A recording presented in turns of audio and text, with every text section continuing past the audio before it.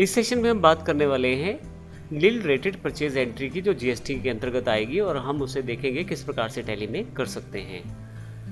GST में काफ़ी सारी आइटम्स या काफ़ी सारे प्रोडक्ट्स ऐसे हैं जिनको नील रेटेड कैटेगरी में रखा गया है, अर्थात उस पर किसी प्रकार का टैक्स चार्ज नहीं किया जाता। तो अभी के लिए उन्हें नील रेटेड कैटेगरी में डिफाइन किया गया है। ऐसी एंट्रीज़ के लिए आइए देखते हैं किस प्रकार से हम उन्हें अपने अकाउंट्स में एंटर कर सकते हैं। सबसे पहले इसके लिए हमें 3 अकाउंट्स की रिक्वायरमेंट है। हमने परचेज़ का एक एंट्री क्रिएट करना है जिसमें नील रेटेड प्रोडक्ट को हम डिफाइन करेंगे। इसके लिए लेज़र हमें चाहिए, एक अलग से लेज़र क्रिएट कर लिया है परचेज़ नील रेटेड प्रोडक्ट्स के नाम से। फिर हमारे पास यहाँ पे एक हरियाणा का डीलर है, CCC कंपनी का नाम है, CCC हरियाणा सर्टिफिकेटर्स है, और एक स्टॉक आइटम क्रिएट किया है आइटम नील रेटेड। इसकी एंट्री करके देखते हैं किस प्रकार से हम करेंगे। इसके लिए नवटेक कंप्यूटर्स में ही हमने गेटवे ऑफ टैली के पास हैं, यहाँ से मास्टर्स में अकाउंट्स इन्फो को खोलेंगे, देखेंगे लेजर्स कौन कौन से और कैसे तैयार करने हैं। लेजर्स पर जाता हूँ, यहाँ मैं अल्टर पे आ जाता हूँ। आपको सभी लेजर्स बनाने हैं, मैंने पहले बना रखे हैं इसलिए अल्टर का प्रयोग कर रहा हूँ। यहाँ से मैं यहाँ मैंने एक अकाउंट क्रिएट किया है परचेज नील रेटेड, एंटर करता हूँ इसको मैं।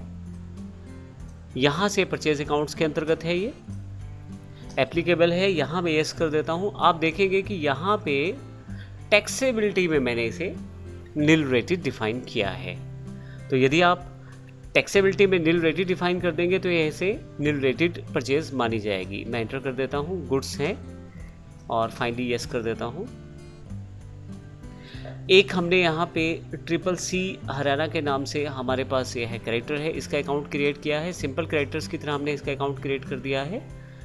इंडिया का है, हरियाणा का है, और हमने इसका जो GST डिटेल है यहाँ से मैं इसे यस करूँगा। यहाँ से मैं जो GST डिटेल है वह सेव कर दिया है, हरियाणा के नंबर के साथ यस कर देता हूँ।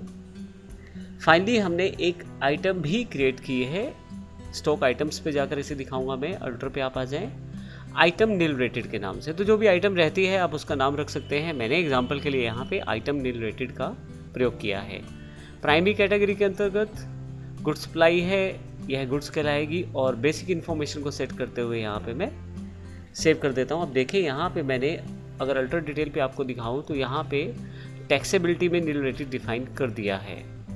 फाइनली सेव कर देता हूँ इसे मैं। अब हम इसकी एंट्री को देखते हैं। अगर मैं यहाँ डिस्प्ले पे आ जाऊँ डे बुक पर,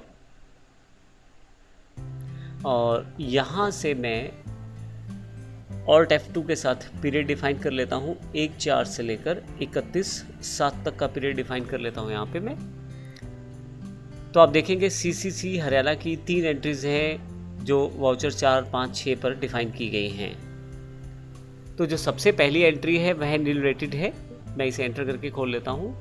इसके लिए सबसे पहले आपको डिफाइन करना है बिल का सप्लायर इनवॉइस नंबर, यहाँ पे डेट डिफाइन की है, पार्टी का नाम CCC हरियाणा है, इसका अकाउंट हम बना चुके हैं, सारी इन्फॉर्मेशन दे चुके हैं। परचेज़ यहाँ से लेज़र जो है परचेज़ नील रेटेड मैंने सेलेक्ट कर लिया है।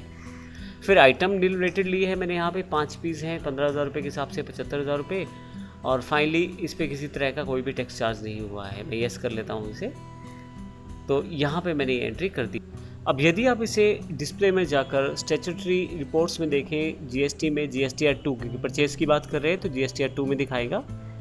तो 8 नंबर यहाँ पे टेबल नंबर यहाँ पे दिखाया गया है, 8 डिफाइन किया गया है नील रेटेड इन्वॉइसेस के लिए। एंटर करेंगे तो इसकी अलग से कैटेगरी है, nil rated, exempted, non GST, URD purchases इत्यादि के लिए। क्योंकि नील रेटेड हमने अभी एंटर किया है, इसको एंटर करें तो आपके पास आपको दिखाई देगा कि जो हमने परचेज़ किया है नील रेटेड उसकी एंट्री यहाँ पे डिफाइन की गई है। तो इसे इस तरह से डिटेल में शामिल किया जाता है टैली द्वारा, क्योंकि जब आप रिटर्न्स को भरते हैं तो सारी इन्फॉर्मेशन आप वहाँ पे प्लेस करते हैं। इस प्रकार आप आसानी से इस नील रेटेड आइटम्स की परचेज़ को डिफाइन कर सकते हैं और स्टोर कर सकते हैं अपने टैली में, और इस प्रकार से हम इसकी एंट्री कर सकते हैं।